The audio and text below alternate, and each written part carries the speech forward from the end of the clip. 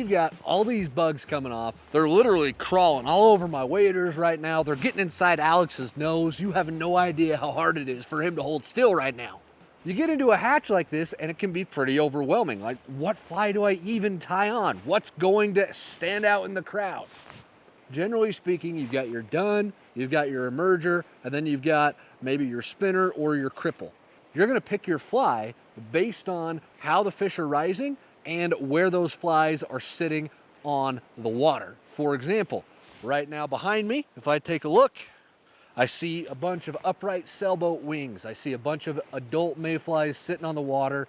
And then if we take another look behind me, there's been fish eating pretty consistently. They are coming up and clearly eating off the surface. You can see their nose breaking the surface. That's telling me, hey, they probably want that adult fly.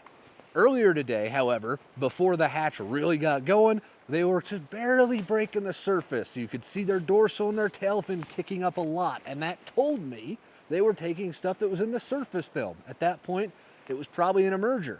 So again, I'm picking my flies based on a combination of what I see on the water and what the fish are doing, how they're rising, how they're reacting to the bugs that they see on the water, and that informs my fly choice.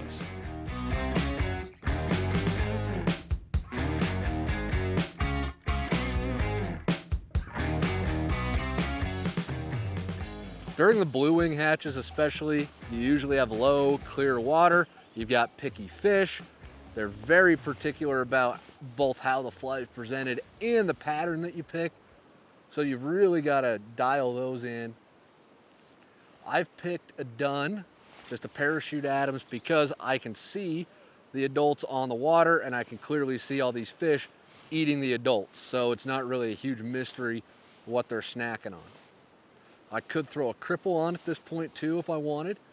A crippled adult's always a good idea just because it's a little bit higher value food target. It can't escape maybe as quickly as the adults can, so the fish really enjoy that. But I'm just trying to cast to the fish that I can see rising. I've just got a nice 9-foot leader on, nothing too crazy. But I'm just trying to get this fly in front of these fish. And I have, and they're not liking it, so I may end up switching to that cripple.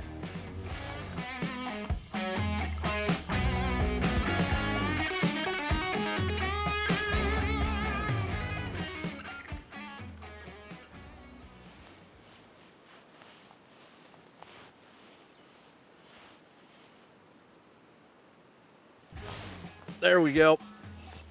Oh! Oh, he took the bug. That was a bad knot. Ah.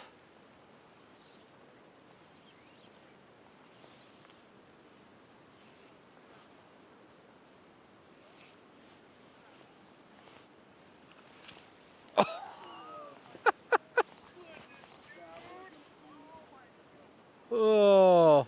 So what happened there is that I suck. I just set the hook late is what happened there. I mean, there's no reason that I should have not caught that fish. That was just, my failure was immortalized forever in 4K. That's fantastic.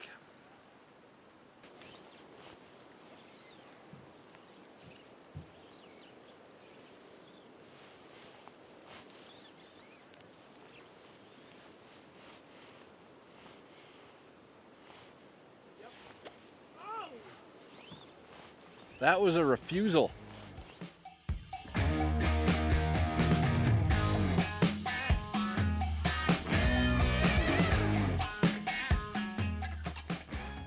I've had just the tiniest bit of drag on it.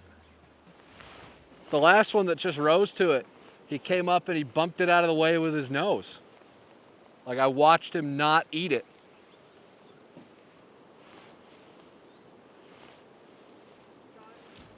There we go. Sometimes you just got to be patient. Something that, you know, I am definitely the guy to teach you about. Well, this is what happens. All right, let you guys in on a little secret.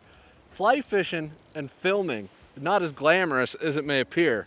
okay? Because sometimes you got to borrow a rod from a buddy, okay? Because the fly flinger's out of commission, which is what happened here.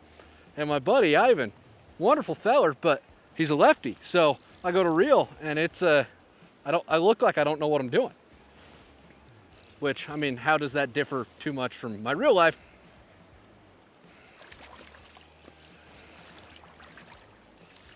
Boom, there we go.